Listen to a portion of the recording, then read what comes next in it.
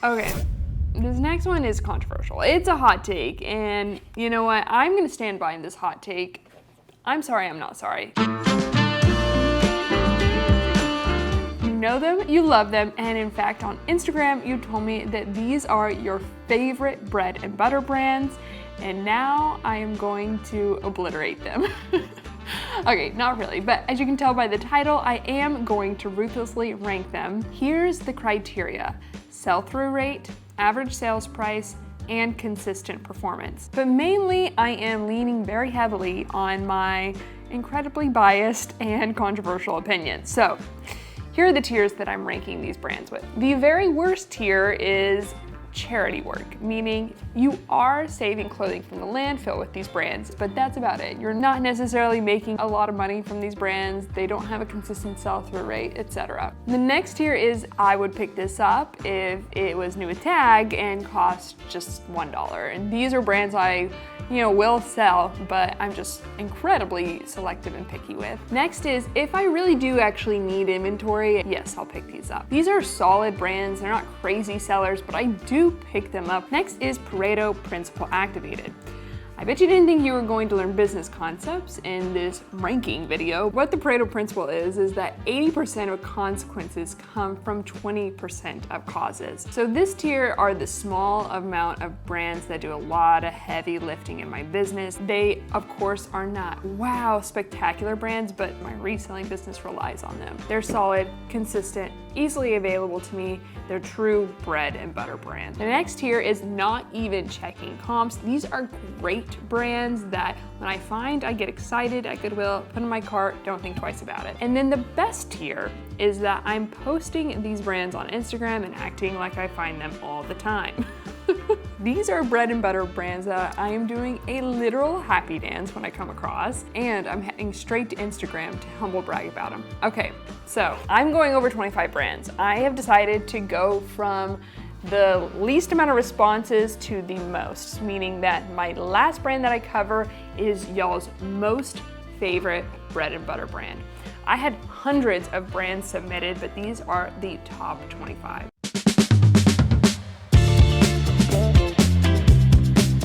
All right, we're starting off with a hot take. Hot take alert. Some of y'all might unsubscribe from my channel for this, and I'm willing to bear that risk. The brand is Lilly Pulitzer, and honestly, I'm just not a huge fan of Lilly Pulitzer. I know. I just never really pick it up, honestly. I live in the Pacific Northwest, so I don't come across it quite as much as if I lived in the South. Since living in Portland, I've literally picked it up once. Every time I check comps, I put it back. So I was prepared to give it the ranking of I'll buy it new at tax with $1.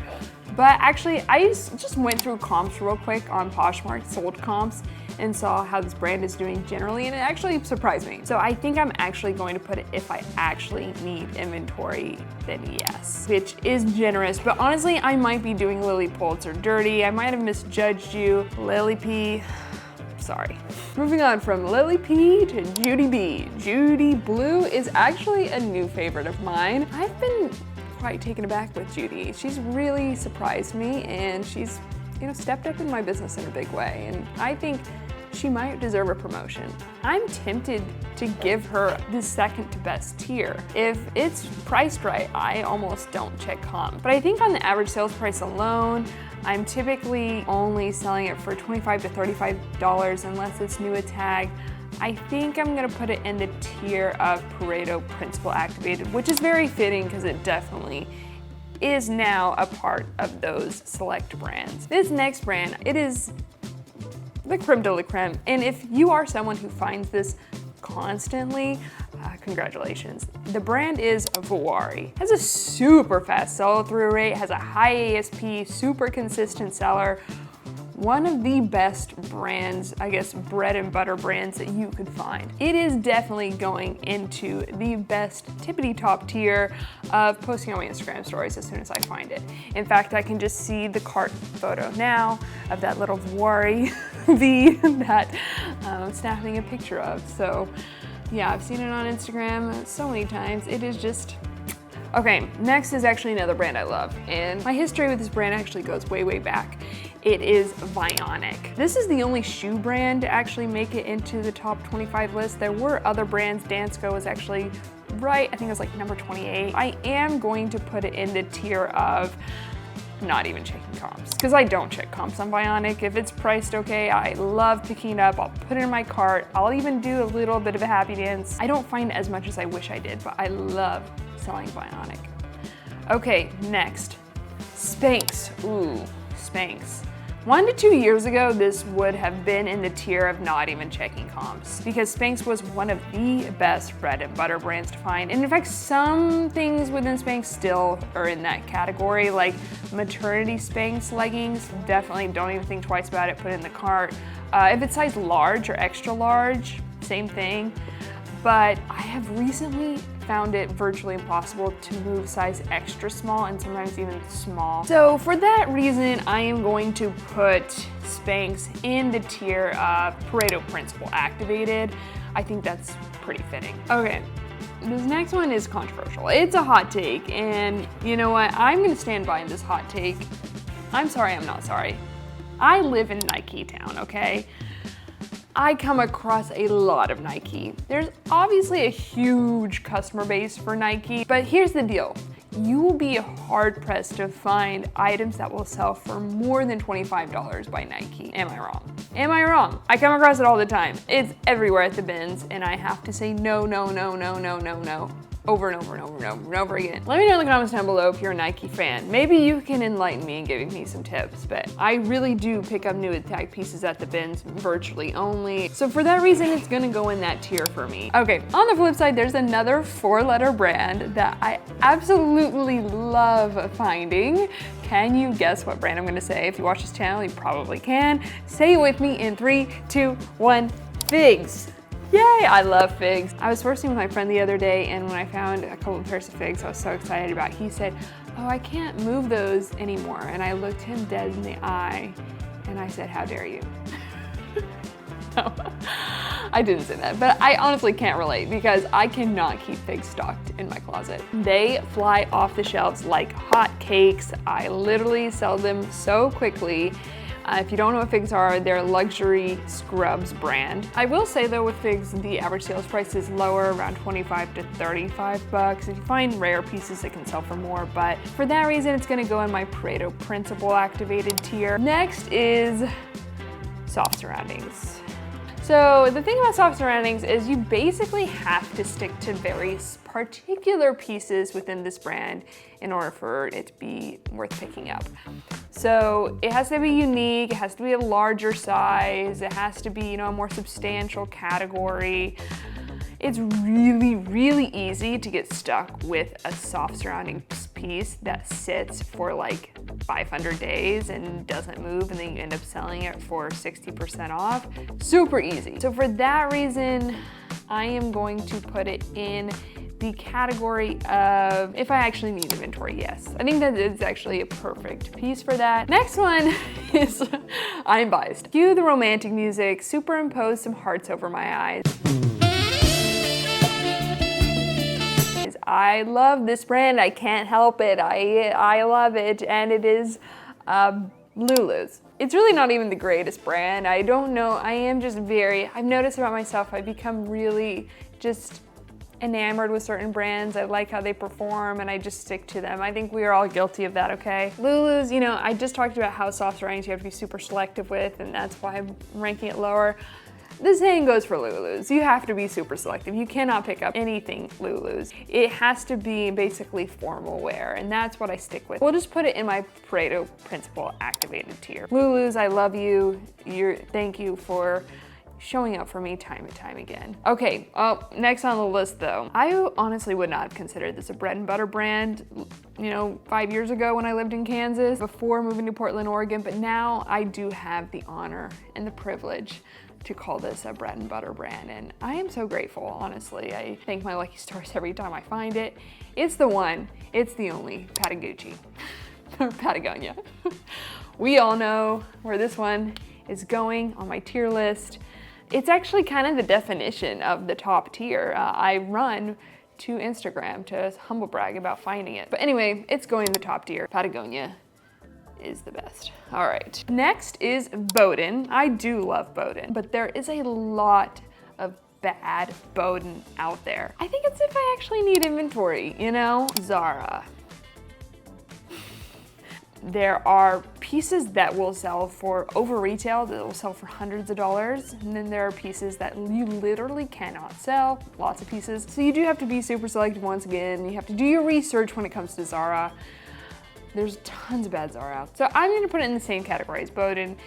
If I need inventory, I will pick it up. Okay, take a drink for every time I say selective. Geez, you do have to be selective with Levi's too, of course. But here's the thing with Levi's. What I appreciate about Levi's as opposed to Zara, thousands, maybe 1 million styles exist by Zara. Levi's, you know, they've got a few styles they just deliver on time and time again in different colors. And there are just certain styles that you can stick with Levi's pretty consistently and sleep safe at night knowing they're probably gonna sell. And you know, those are 501s, wedgie, rib cage, basically the rigid high-rise denim. I think it's gonna go into Pareto principle activated. I think that's a really solid place. I can sell those 501s, wedgie, rib cage, $40 to $60 all day long. So I think that's a really, really solid place to put it. This is the one y'all are gonna hate me for. I'm sorry. Lots of y'all love the good old American Eagle outfitters. I gotta say, I just don't get it. I don't get it. I tried, I gave it a chance. I picked up American Eagle and it's really hard to find pieces that'll sell for more than $20, maybe $25 if you're pushing it. You for me, I'm right. I'm really not even allowing myself to pick it up anymore, like at all. I never pick it up for my business anymore. I just have to put it in the worst tier.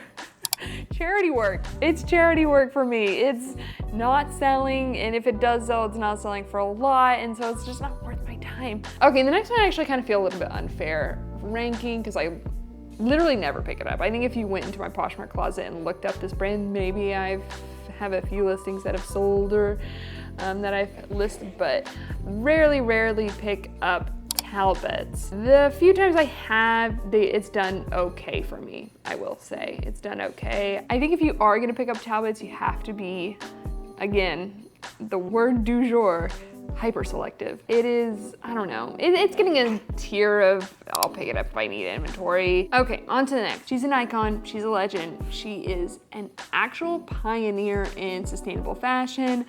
My beloved Eileen Fisher. I love Eileen Fisher. The thing I love about Eileen Fisher is I come across it all the time. And you can easily find pieces that will sell in the $40 to $60 range, which you can't say that about every brand, but not everything is gonna sell for that. And some pieces are going to sit for a long time, especially size extra small and small. But you know what? This is my channel. And I get to make the rules. So I am actually not gonna put her in Pareto principle. I'm going to put her in not even checking comps because I love Eileen Fisher. Next is Chico's. I actually just listed a pair of new with tag Chicos and it sold very fast, I think next day, for $25 on eBay. But I do have a very hard time selling Chicos for more than that $25 range. I mean, I'm really feeling it's gonna go with alongside Nike there. New with tag for $1, I'll pick it up, so. All right, there it goes. Next up is J. Jill. Okay, on this one, please just tell me I'm wrong. Like, I would like to be proven wrong. Tell me why you do love J. Jill because I can't seem to crack the code. Like, I do really love selling linen pieces by this brand. In larger sizes, of course, sell better for me than smaller ones. So I am tempted to put it alongside Chico's and Nike, but you know, it's better than that. So I'll put if I actually need inventory. I think it's soft surroundings in that category, that feels right. Okay, now we're moving on to the heavy hitters. A lot of y'all responded with these brands. The first is Anthropologie. I have been a long time obsessor over Anthropologie. When I was a teenager in high school, I would drive up to Kansas City on my birthday just to sit in Anthropologie. It was like my happy place. I don't know, I just really loved Anthropologie. But the older stuff, like the stuff from when I was in high school, is virtually untouchable now. Like you just cannot sell it. The newer stuff can be really solid though. In fact, I will sometimes even pay up for the newer stuff. So I think it is a solid, Pareto principle activated. It's definitely within that tier of brands. Okay, and then next, I talk about this brand all the time on this channel, and it's Torrid. Torrid's hard. I'm kind of falling out of love with Torrid. It has a super fast sell-through rate on average, which is great, but it has a very mediocre average sales price because of course it doesn't retail for that much. What feels right to me if I actually need inventory. But I do love selling Torrid though. I think it is still a really solid brand. The next one, my beloved Madewell. Oh man, every time I talk about Madewell, I get comments talking about how y'all hate Madewell. Or really just how you cannot sell Madewell to save your life. A year ago, we were in a really good spot. I would have definitely put it into the not even checking comps category, but we kind of had a falling out. No, but seriously, I'm starting to be pickier when it comes to Madewell. There still are a lot of pieces by Madewell that are no-brainers for me. I've made over $1,500 in sales this year alone, so I think it's on the same level as Anthropologie for me. It's a solid Pareto principle activated brand. Okay, Lululemon. Gone are the days in which you could sell a tank top by Lululemon for 40 bucks, but that doesn't mean it's a bad brand. It's got a massive customer base, it's got a lot of rare prints and styles. Even the Align leggings, the Wonder Under leggings, they just sell really, really well, especially black ones. If you found 5 pieces of Lululemon, you're posting it on your Instagram stories. You are humble bragging about it still to this day. And people are going to go look on your Instagram stories and be like, dang, I wish I found 5 pieces of Lululemon.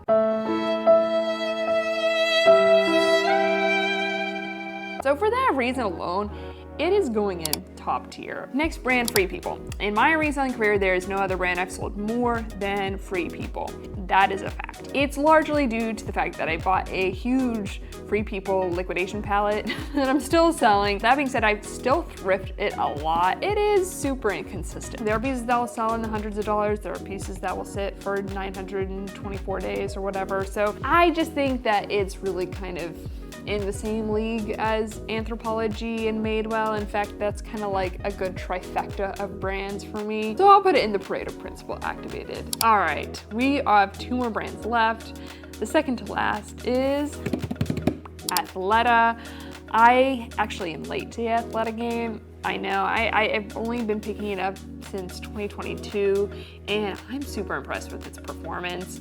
I really, really like finding and selling Athleta. It's a very consistent brand for me. I am going to give it a not even checking comps tier. I think that sounds really solid and that looks like a good looking tier right there. I like those brands in there. Okay, that brings me to the most favorite bread and butter brand as decided by y'all, and that is J. Crew. I am really picky with J. Crew, but I have actually been really surprised with how well the pieces I do pick up are selling. It doesn't have like an incredibly fast sell-through rate. If you pick the right pieces, the ASP can actually be really good. I think this time last year, I actually would have not put it as high as I am, but it's actually really surprised me with how well it's doing. And so I think it's going to round out that quadrant of Madewell, Free People, Anthropologie, J. Crew. Those are the 4 that I think are really a huge part of my reselling business to this day. And so I'm gonna put it in Pareto principle activated. It's just a solid brand. It's good, I like it. I like selling J. Crew, and apparently y'all do too. Speaking of J. Crew, I found a really good J. Crew piece in this thrift with me, which I'll link up on the screen, but I will see y'all in the next one. Okay, thanks so much for watching. Love y'all, bye.